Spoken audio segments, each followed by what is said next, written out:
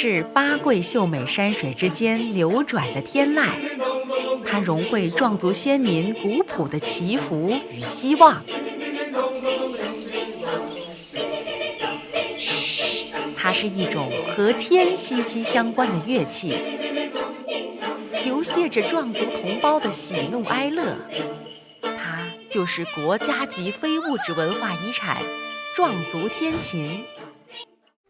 初夏4月的左江流域，过了中午就已经酷热难当，因此在早上练琴唱天是龙州县金龙镇双蒙村板池屯村民李少伟30多年不变的习惯。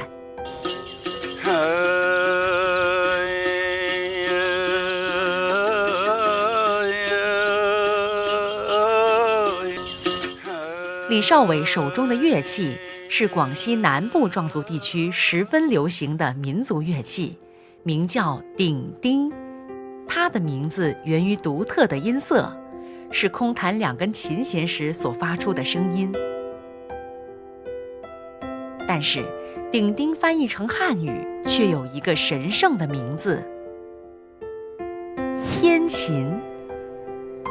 之所以命名为天，是因为它是一种和天息息相关的乐器。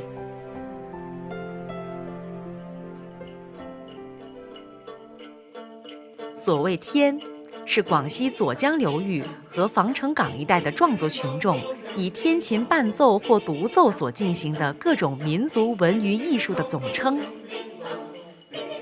分为弹天、唱天、跳天3种。天琴是这些文娱艺术的核心。天琴弹奏表演大多以多声部合奏的形式进行，曲调轻松活泼，婉转悠远。表演时，琴师脚步铃铛上下摇动，与琴音融合，更增添了一种天人合一的独特风采。清嘉庆8年的《龙舟纪略》则对天琴有了完整的记载：手弹2弦，脚抖铁链，锒铛之声。由此可推断，天琴可能在宋代发明，到清代已经是龙州的流行乐器。在古代，天琴是祭天的法器，仅有少数人能够掌握，由家族内部代代相传。不同的家族之间，弹奏技术和传承曲目亦有所不同。这些泛黄的歌书叫做天书。壮族人故老相传的观念中，与天琴有关的事物均带有天字。几百年下来，大部分传统曲目已经遗失，现今尚存30多首。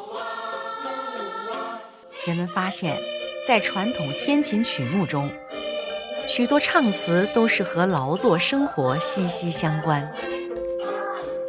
无论是跑马调中模仿的马蹄声，还是放焰中模仿的大雁声，都与劳动有着密切关联。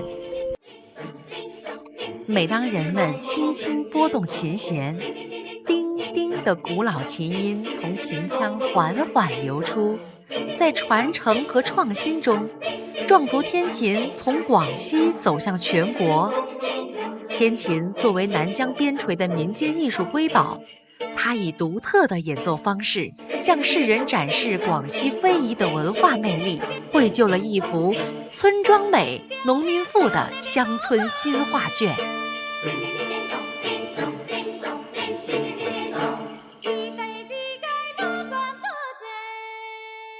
记得点赞关注哦。